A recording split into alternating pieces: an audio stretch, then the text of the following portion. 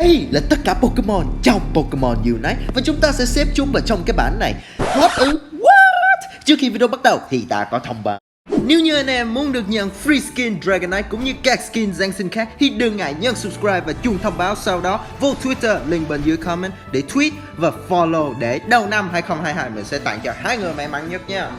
Đầu tiên đó chính là Serena. Bạn không thể nói không với những gì mà cô ấy đã làm, từ attack đến phòng ngự, là một carry đỉnh cao hiện nay nên xứng đáng bật ếch ngay khi vào video này. Tiếp theo là Machamp. Machamp kể từ khi skin mới ra thì đây là đề tài nóng hổi của các trainer mê làm carry. Và nay Machamp với các đòn tấn công của mình cũng như phòng thủ giúp team Unite đánh cực đau thì Machamp xứng đáng nhận bật ếch vì độ đa dạng của Machamp. Mr. Mime xứng đáng bật ếch vì có thể là support, vừa có thể trưởng đăng cực to kết hợp với AD cực tốt mọi người à. Mọi người cũng có thể dùng nó trong nhiều trận liên tiếp, cũng như nhiều bạn có thể leo rank chỉ cần Mr. Mime là lên Master. Ta có Cinderace, con AD mạnh nhất mà ta từng thấy chính là Cinderace đây mọi người à. Ta có thể nói đúng và dùng Cinderace đi bất cứ đâu, từ rank boss, top, rừng, mọi người đi đâu cũng được, là một Pokemon rất đa dạng, chỉ chủ yếu mỗi cái phòng ngự. Đấy, chỉ yếu có mỗi cái phòng ngự, nhưng mọi người có thể cho vào focus band để tranh bốc hơi. Tiếp theo ta có Zeraora, là một con mèo điện rất mạnh, là một mèo điện có khả năng thả những đòn tấn công thấu đến xương và tấn công liên tục, rất xứng đáng được cho vào bật ếch. Tiếp theo chính là Greninja. Greninja kể từ mấy hôm trước được buff thì Greninja đã trở thành một trong những con Pokemon meta mạnh nhất khi dùng combo surf và chí mạng thấu tới sơn nhé. Có thể nói là rất là mạnh để cày răng dễ dàng cho những beginner, và tất nhiên là Ultra. Tiếp theo ta có Venusaur. Mình rất tiếc rằng nhưng kể từ khi trở thành một trong những con Pokemon meta leo rank mạnh nhất, giờ thì không còn như trước nữa, không còn cảm thấy mạnh như lúc trước.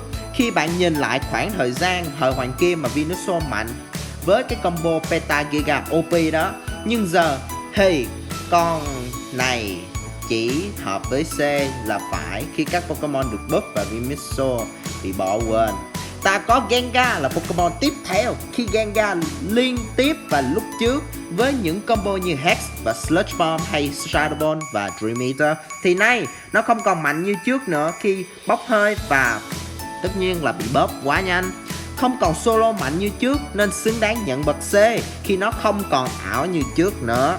Snorlax là một trong những defender mà ta cần phải cho credit vào thật là nhiều khi có những pha hy sinh cho ra khiên để team đẩy hoặc phòng ngự. Ta không thể phủ nhận những thứ mà Snorlax đã trao cho ta, nên anh ấy xứng đáng hạng B khi còn một số vài nhược điểm đáng buồn. Ta có Gardevoir. Kể từ khi Gardevoir được tăng sức mạnh thì tất nhiên kể cả thay đổi level để tiến hóa lên Gardevoir nữa thì Gardevoir đã được dùng nhiều hơn lúc trước, và mình cảm thấy và có cảm giác rằng mấy bạn dùng Gardevoir giờ Gardevoir đang ở thời hoàng kim nhất và các bạn sẽ rất là thích.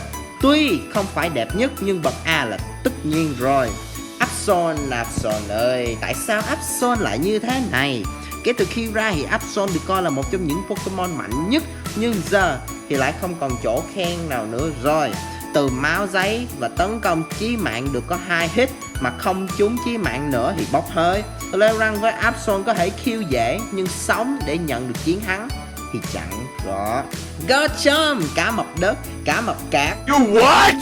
Cá mập này khi cạp trúng chí mạng thì rất đau, nhưng không trúng thì nó không mạnh, chưa kể dễ bị bốc hơi trong combat nếu không được đi chung với một support hay tăng, vì mục tiêu duy nhất họ nhắm vào chính là bạn. Nếu bạn không có support hoặc tăng hỗ trợ bạn lên chiêu, nên điểm khuyến khích Lucario.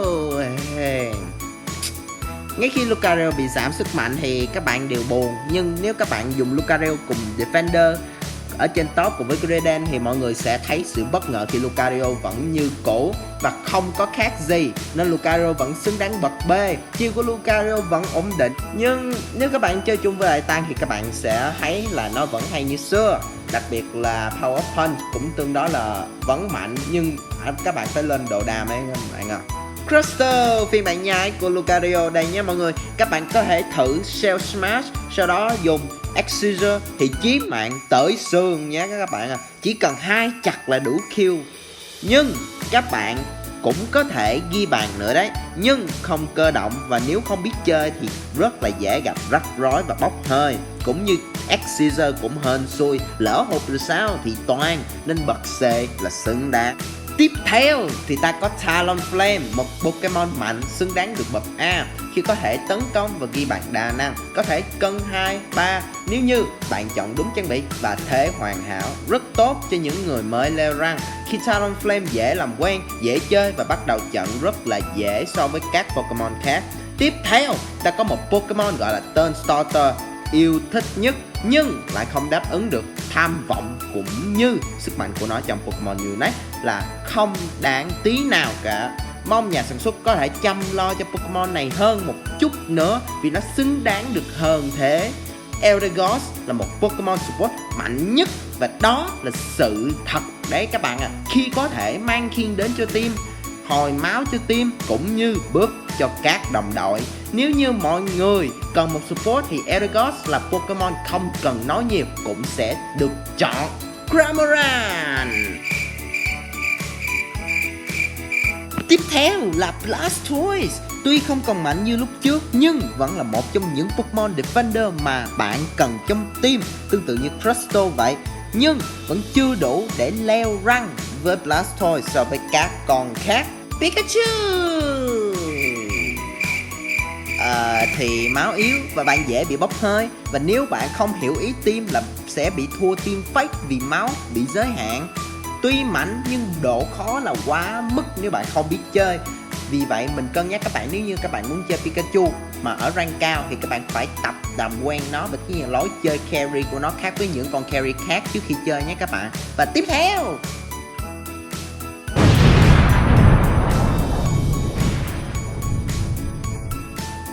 Ninetales, Cáo Tuyết là một Pokemon mà ai cũng thích, từ hình dạng đến phong cách rất ấm áp, và khi đến Giáng sinh rồi thì ta đều cảm thấy rất thích. Chiêu thức rất ổn định nhưng vẫn còn hạn chế về nhiều thứ nên vẫn chỉ là hạng C.